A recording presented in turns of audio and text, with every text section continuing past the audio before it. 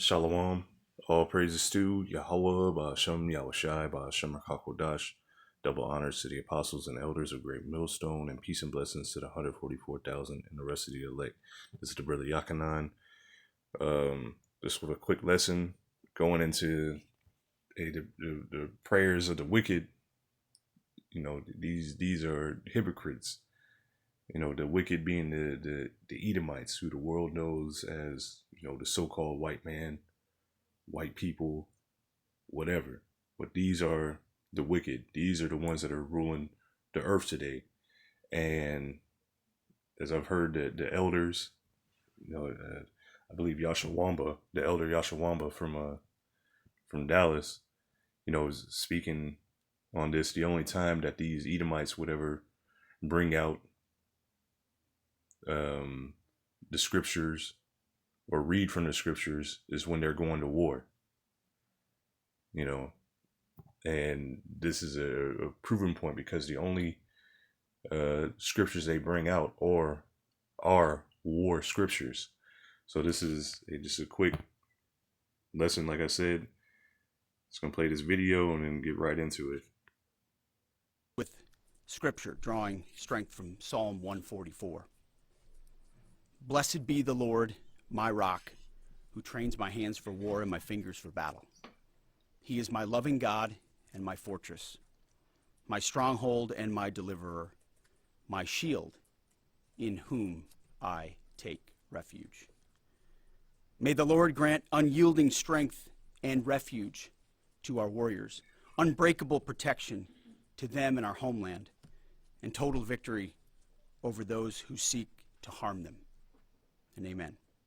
God bless our troops and this mission. And so looking at the caption, it says U.S. Secretary of War Pete Hegseth. Oh, dang, come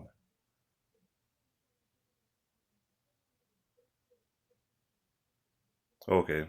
Yeah, it's real annoying. I hate this fucking stupid ass technology. Anyway, trying to read the stuff can't even. It don't even matter. It says that, you know, they're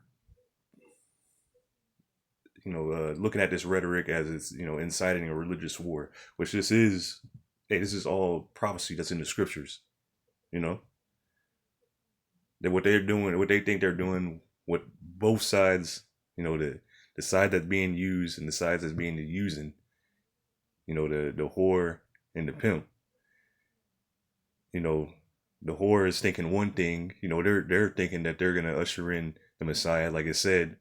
You know, that Trump has been anointed by Jesus to bring in, you know, Armageddon, which means the mountain of troops, basically World War III. And so it started.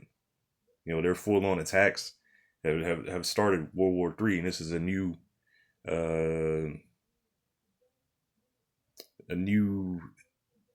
step in prophecy, the direction that it's going. So, hey, those of us that are waiting for the kingdom of heaven, hey, this is good for us. While these, you know, different groups duke it out, they think, you know, the American Christians, whatever, they think that they're ushering in the return of Jesus. And the hats, they think they're ushering in their Messiah. But really, hey, those of us in the know, they starting with the apostles, the elders of Great Millstone, this is ushering in Yahushai's return, who the world ignorantly calls Jesus. And it's not nothing nice. You know, not nothing nice for them. True for the hopeful elect. Hey, this is wonderful news. So this is Psalms 50 and verse 16, because he put up this scripture in prayer, but these are the wicked. So, but unto the wicked the Most High saith, and there is, you know, wicked people, and then there is the wicked. Matter of fact, I'll get that.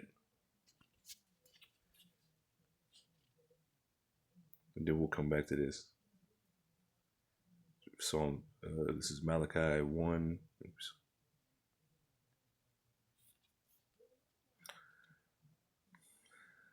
This is Malachi chapter 1 and verse 4. Whereas Edom saith, we are impoverished. Now also, some of the rhetoric that's being used around the hats is that they're going, they recite the scripture, remember Amalek, but they've used that so many times. They used that for when they first got in the land, the people that were dwelling there. They used that against the people in Gaza, and they're using it now again against the Iranians. But when you read Christian commentary, it says Edom is done away with. There's no Edom. There's no Amalek, nothing like that. They're done away with. They've been destroyed as a people. They're no longer around. But why are they still bringing up this rhetoric? Anyway, whereas Edom saith, we are impoverished, but we will return and build the desolate places. Thus saith the Lord Yahweh Ba'ashem Yahushai of hosts. They shall build, but I will throw down, and they shall call them the border of wickedness, and the people against whom Yahweh Ba'ashem Yahushai have indignation forever. And that indignation is a righteous anger, a hatred, righteous. I won't say a hatred, but H2, which when you read, when you jump up a few verses, it says he hated Esau, but H2194 Za'im, it says to foam at the mouth, to be enraged, to abhor, to be angry, to denounce, express indignation, to be indignant, which when you're looking up a definition, you're using the word, it's all good. Indignation, this is the Google overview, it says indignation is strong, righteous anger mixed with contempt or disgust, triggered by perceived injustice, unfairness, or immoral actions. So this is righteous anger. That means it's you weigh it in the balance. You see, when you get angry at something or somebody, you might think to yourself like, damn, am I tripping? Like, am I just being emotional? And then you look at it again, you like, am I being emotional? Am I just like, no, because it says it's by perceived, which it's not perceived. You've actually done injustice. You've done injustice all throughout the earth in this land. You've shed the blood of the Israelites. You've made laws, like was that the oh man, what do they call it? Jim Crow laws, the prison pipeline. You've done all this injustice, redlining, setting up Jake neighborhoods near railroads, polluting the groundwater, coming through their neighborhoods, like when we do the Thursday lives with the brothers, going through the neighborhood, that train going through the neighborhood, you don't hear it blowing the horn anywhere until it gets into that neighborhood, and then it stops. And that neighborhood is a Jake neighborhood, and I'm pretty sure that happens everywhere. But unfairness and immoral actions. So these things, when you're looking at them, you're not being emotional. This is a righteous, it's a deserved hatred towards you. It's deserved contempt. And contempt is the disgust. Right, it says it right there. But you deserve all these things. You deserve the reactions that you're getting. You deserving the judgment that you are going to receive. And it's going to be beautiful. So again, Malachi 1 and verse 4, and then jumping down, it says, but I will throw down, and they shall call them the border of wickedness. So the border of wickedness, wherever they are, wherever they at, wickedness is right there with them, because they are the wicked. So again, back to Psalms 50 and verse 16, but unto the wicked the Most High saith, what hast thou to do to declare my statutes, or that thou shouldest take my covenant in thy mouth? So, this both the hats and these Babylonians, they're both guilty of that. Because what do? They say they're a God-fearing people. They say they're the people, But seeing thou hatest instruction and castest my words behind thee, so you don't listen to any of the instruction. When you call on the Lord, you don't ever say his name. You don't know his name, which the elites do. But whenever it's convenient, whenever you need to go to war, this is when you start, reciting the Bible, using your witchcraft. It says, but unto the wicked the Most High saith, what hast thou to do to declare my statutes, or that thou shouldest take my covenant in thy mouth, seeing thou hatest instruction and castest my words behind thee. So you're taking the words of Yahweh Shem Yahushai, oh, strengthen us, teach my hands to war. God bless the troops, all this. But everything else you cast behind you. Adultery, nah, that's done. The laws are done away with. Nah, you ain't got to worry about all that. Eat pork, yeah, let's put pork in everything. Ooh, man, gotta have it. A little bacon, which I ain't been hearing that stuff lately. But seeing thou hatest instruction and castest my words behind thee, everything, usury, all the laws that are in the scriptures that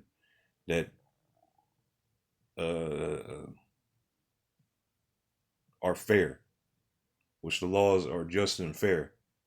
But everything that's in this, they cast it behind them and serve their own flesh. When thou sawest a thief, then thou consentedst with him, and has been partaker with adulterers. So this is you saw some thieves or whatnot. Hey, we're gonna steal some land. We're gonna do this or whatever. And you saw another group of people and you jumped right in with them. I.e. the hats. Thou givest thy mouth to evil, and thy tongue frameth deceit. So this is you speaking evil constantly. When you were asked about that school, the girls' school that got destroyed, what do you say? No, that must have been Iran.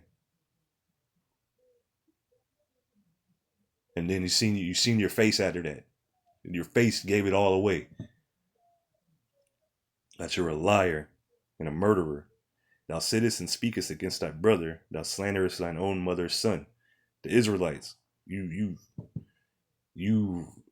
totally, destroyed our image. Which, the Israelites, we really did it to ourselves.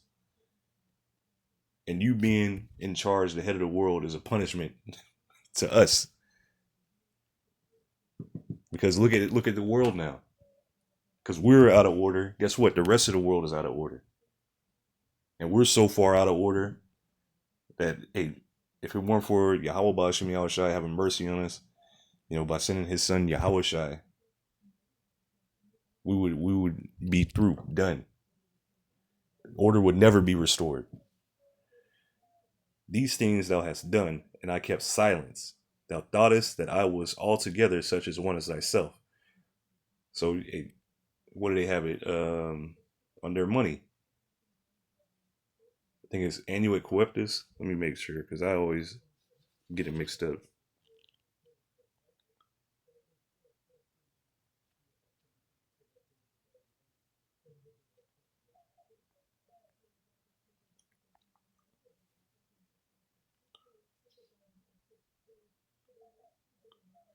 Right, Annuit Coeptus is a Latin phrase appearing on the reverse of the Great Seal of the United States and the $1 bill. So what is that? What does this pyramid with the all-seeing eye have to do with the Most High? Or with, just in general. Anyway, it says the Great Seal of the United States, meaning he, or providence, meaning he, God, the Most High, favors our undertakings, or has approved our undertakings. It signifies divine approval for the founding of the United States, usually paired with the eye of providence. So,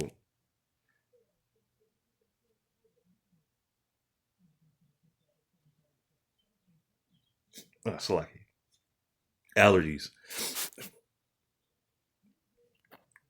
But anyway, they have this on there. He favors our enterprise. He favors us. But really, no, he doesn't.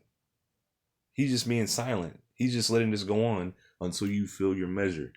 for judgment.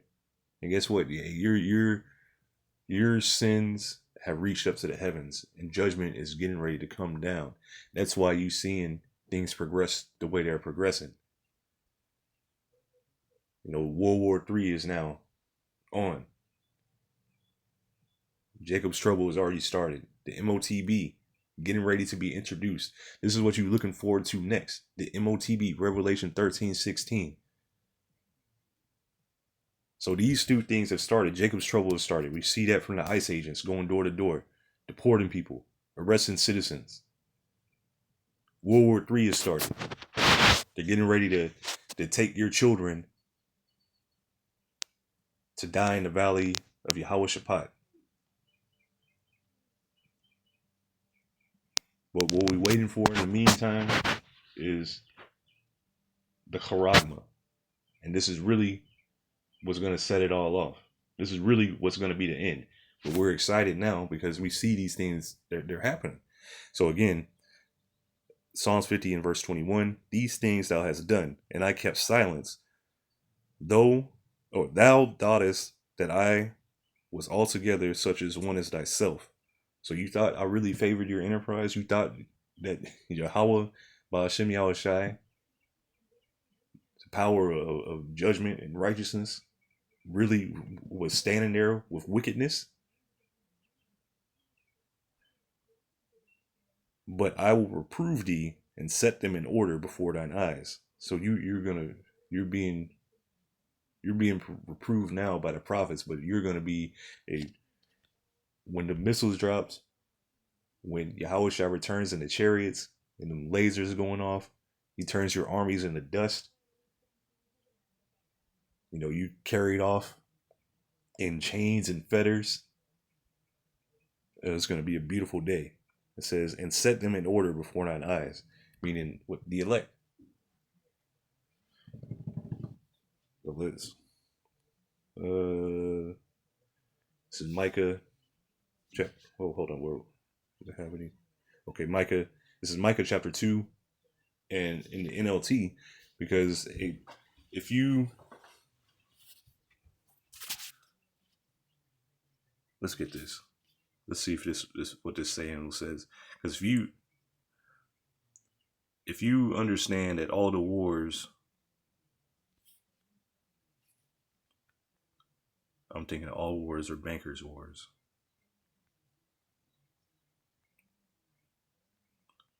If you understand that these wars, what they come out and say, oh, how they're treating their citizens, and we're all for democracy, and we love freedom and freedom and freedom, and they look what they're women, look, they having them covered up, we gotta liberate them. They tell you one thing, but really it's for another. All these wars and whatnot. Nobody wants to go to war with Iran. Matter of fact, nobody was even thinking about them here in Babylon, because you can tell in their speech, ain't nobody walking around Iran.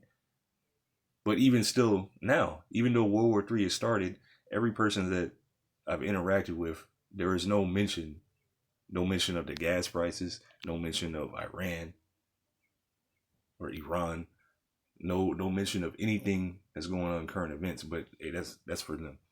But again, this is All Wars Are Bankers' Wars. It's a documentary film directed by Michael Rivero, which argues that historical conflicts, including the American Revolution, were orchestrated by banking interests to create debt and profit from catastrophic incidents.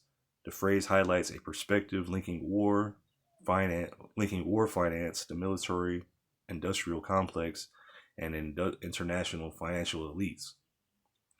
The core argument, the documentary claims that central banks and international financiers profit from funding both sides of war, forcing nations into massive debt.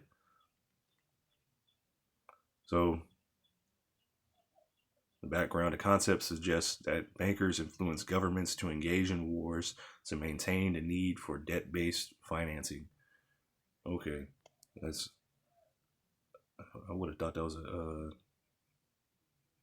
That's fine. I'm gonna have to watch that. But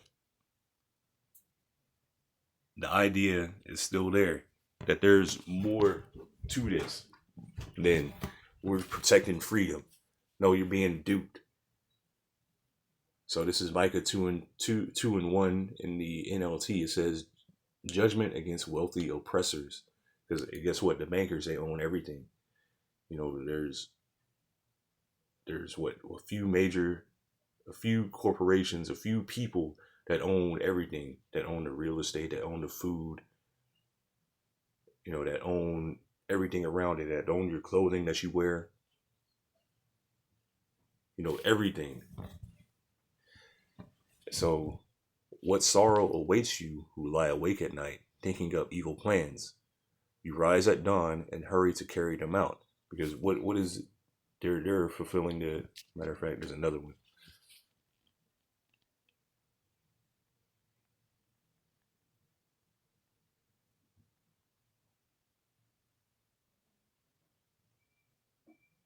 I spell that right? Right. I gotta get out of here, man. I can't even spell. It says the Greater Israel Project refers to an ideological, often religious Zionist aspiration to expand Israel's border beyond its 1967 lines, potentially encompassing land from the Nile to the Euphrates.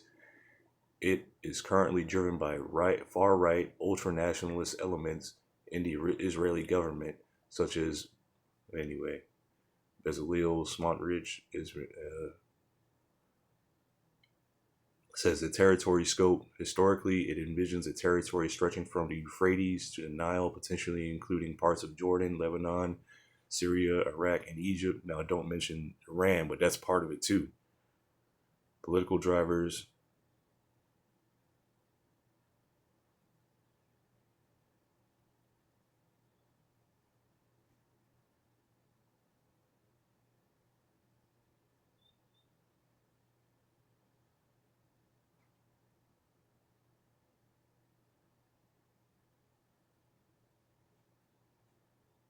Anyway, so this ain't really. Remember, everything is owned, you know, by these, you know, elites. So it's not going to tell you everything that you're looking for. So again, that's all this is. This is a land grab. This is to expand their borders. So while today, you know, it's Lebanon, it's Iran, you know, they're going to be going after Egypt too. They're going to be going after the whole area. But right now, it's Iran. So what sorrow awaits you who lie awake at night thinking of evil plans? You rise at dawn and hurry to carry them out, simply because you had the power to do so. So this is an evil plan has been worked up, but guess what? It falls into the prophecy that Yahweh Bashem Yahushai spoke. All these nations are going to be gathered together in the valley of Yahushaphat. So when you want a piece of land, you find a way to seize it. When you want someone's house, you take it by fraud and violence. You cheat a man of his property, stealing his family's inheritance. So this is what they do. You know, when you seen all the wars, guess what? They want the resources. And this goes back to, let me see, I had it next. This is Genesis 27 verse 30. Let's start at verse 39. And Isaac his father answered and said unto him, Behold, this is Isaac blessing Esau, whose name was also Edom, which means red, Adawam. And Esau means wasted away is he. So, and Isaac his father answered and said unto him, Behold, thy dwelling shall be the fatness of the earth, and of the dew of heaven from above. So that's the fatness of the earth. That's the best places to live. The resources, when you go into that fatness, it goes into, it's H4924, Mashaman, and it means, let me see, a rich dish, a fertile field, going back, fatness, a fat piece, fertile place, richly prepared food. It goes into oil, not just olive oil, but oil. And a lot of the things that they're going into is also is fertile spots or places. So that's the best places.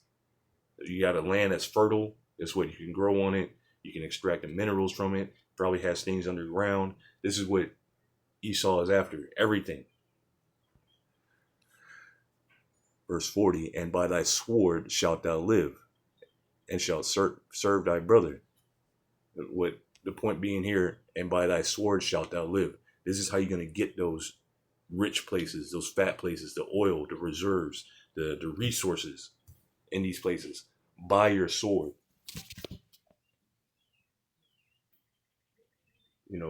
Whereas Jacob's blessing that was given to him was, hey, these things are going to be given to you.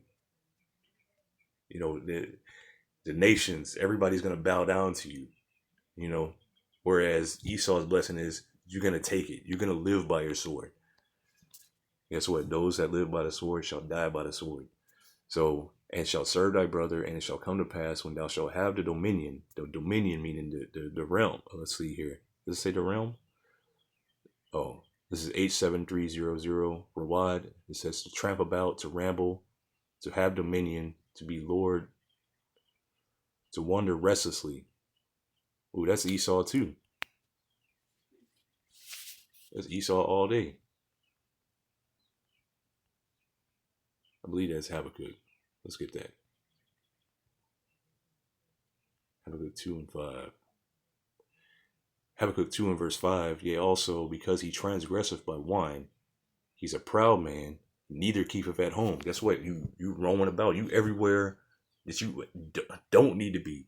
Your land is where? Petra, in Basra, in Edom, modern day Jordan. That's where your land is. But guess what? Ain't nothing there. So you got to go wandering about, wandering around the earth, getting the nations drunk, deceiving them, looking on their nakedness, stealing their homes. Neither keepeth at home, who enlargeth his desire as hell, and is as death, and cannot be satisfied. So you are like death itself. You cannot be satisfied. You get something and you got to keep going. You are a fucking addict. You got to have some more, and then some, and then some more. And cannot be satisfied, but gathereth unto him all nations, and heapeth unto him all people.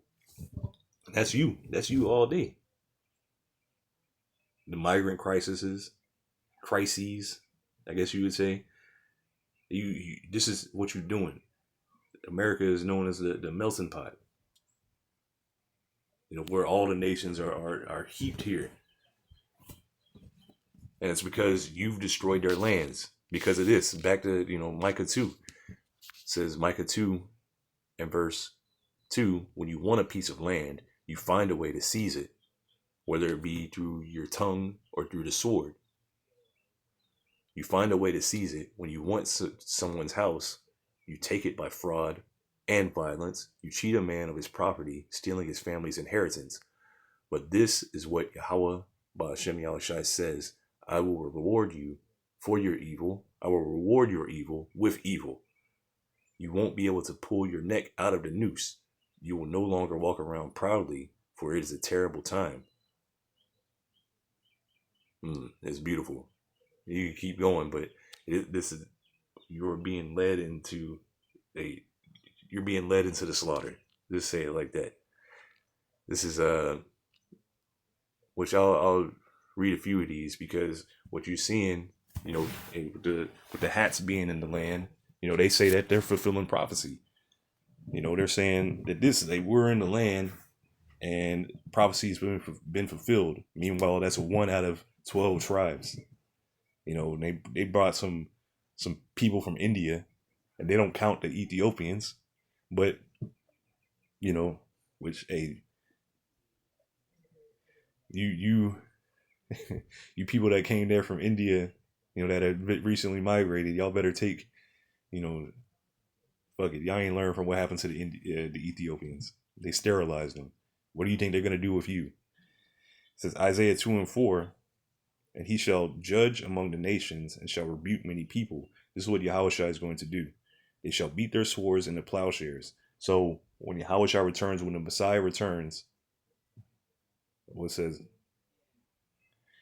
they shall beat their swords into plowshares and their spears into pruning hooks. Nation shall not lift up sword against nation, neither shall they learn war anymore. So this is what's to happen when you return to the land. There's supposed to be peace on earth. But in reality, what's happening? Joel 3 and 10.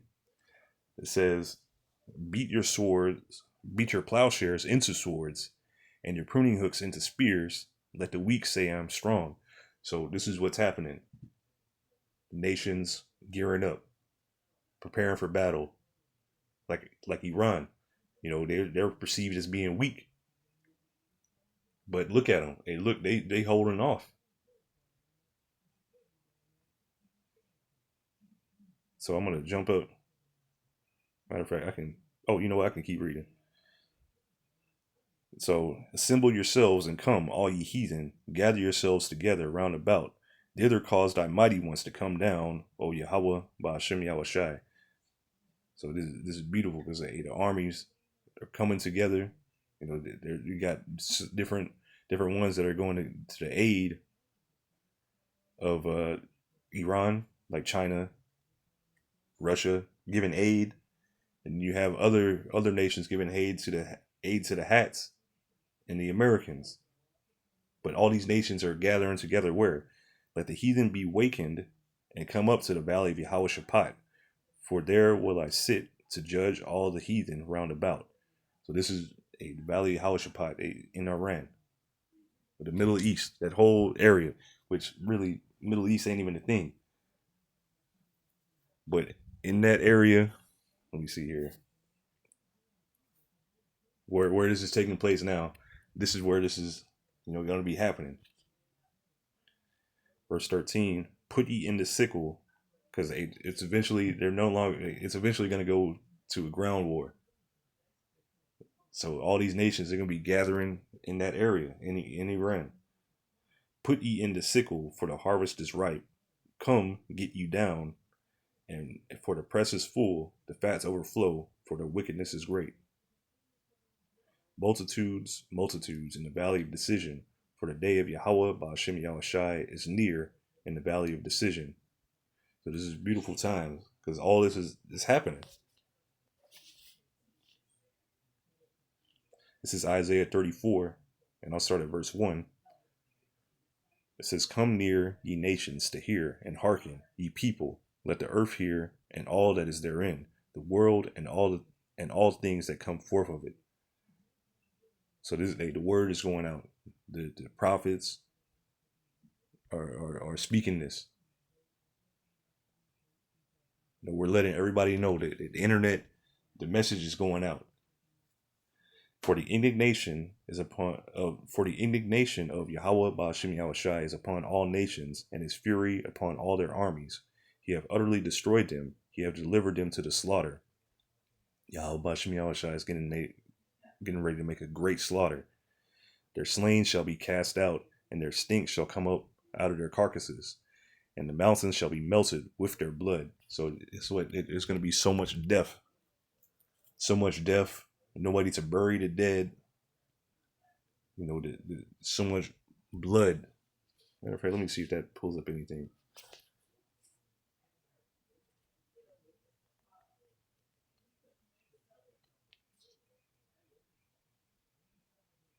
Uh,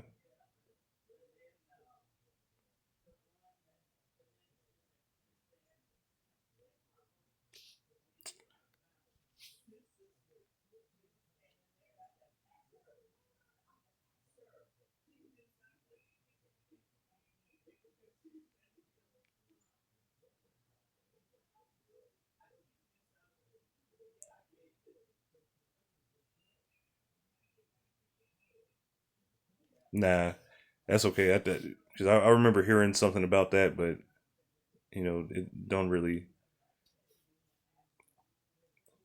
It's not. It's not the information. Anyway, it's all good. I was in Isaiah. It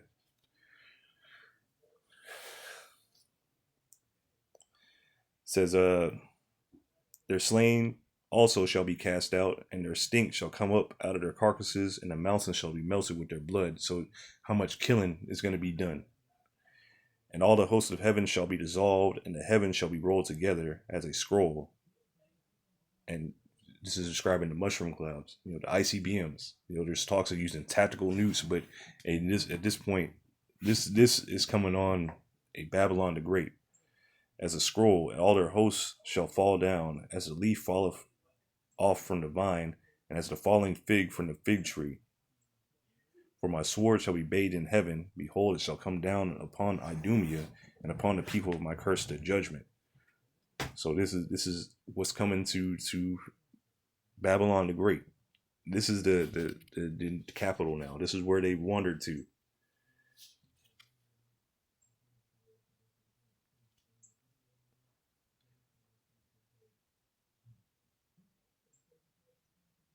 Let's see here.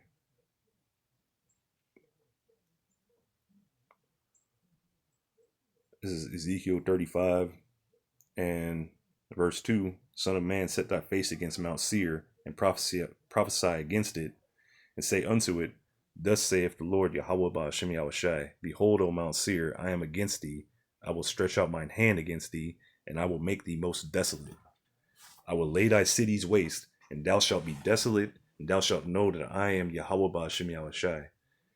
Because thou hast had a perpetual hatred, and hast shed the blood of the children of Israel by the force of the sword, in the time of their calamity, in the time that their iniquity had an end.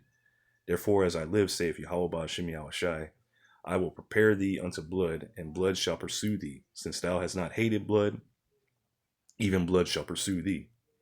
Thus I will make Mount Seir most desolate, and cut off from it him that passeth out, and him that returneth. So this land of Babylon the Great, America, is going to be utterly destroyed, coast to coast. If you go back and read in Isaiah 34, when you read further down, it talks about the destruction that's coming to this place. The rivers being turned into pitch, this being a desert wasteland, the line of confusion being spread out. This is what's coming here.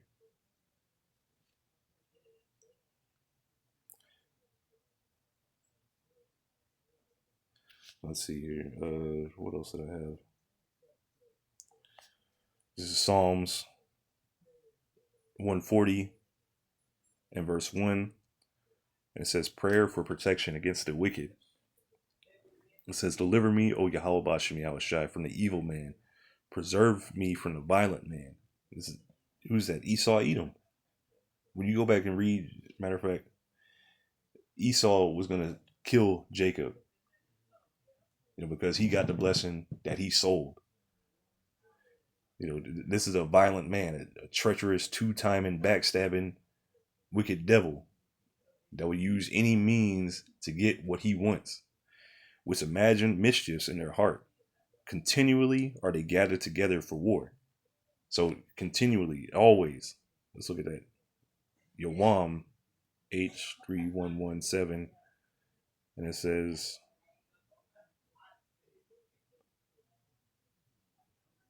days, lifetime, a time period, continually, right? They're always gathered together for war. And what are they gathered together for war here? What are they sending up a prayer for? What are they sending up a prayer for? For war. This is the only time they're going into the Bible, for war. It says, deliver me, O Yahweh Ba'ashem Yahushai, from the evil man. Preserve me from the violent man, which imagine mischiefs in their heart. Continually are they gathered together for war. They have sharpened their tongues like a serpent. Adder's poison is under their lips. Salah. So this is them. Their tongue, everything. They use it as a weapon. So again,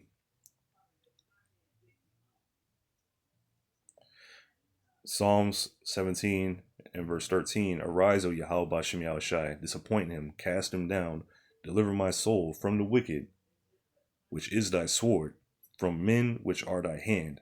And Yahweh Ba'ashem Yahushai is using Esau as a whipping stick, as the sword, as a spirit for judgment. This is his blessing, and this is how he's using it.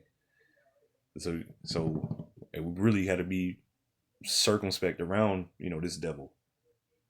But again, from men which are thy hand, O Yahweh Bashim Yahushai, from men of the world, which had their portion in this life, whose belly thou fillest with thy hid treasure, they are full of children, and they lead the rest of their substance to their babes. So this is them. They gather everything for themselves. They imagine their houses continuing forever.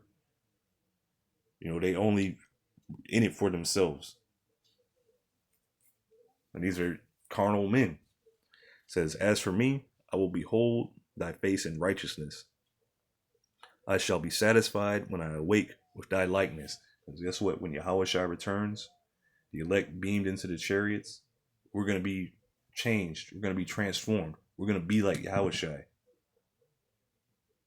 And this is what we're waiting for. And when this happens, we know that we've been delivered.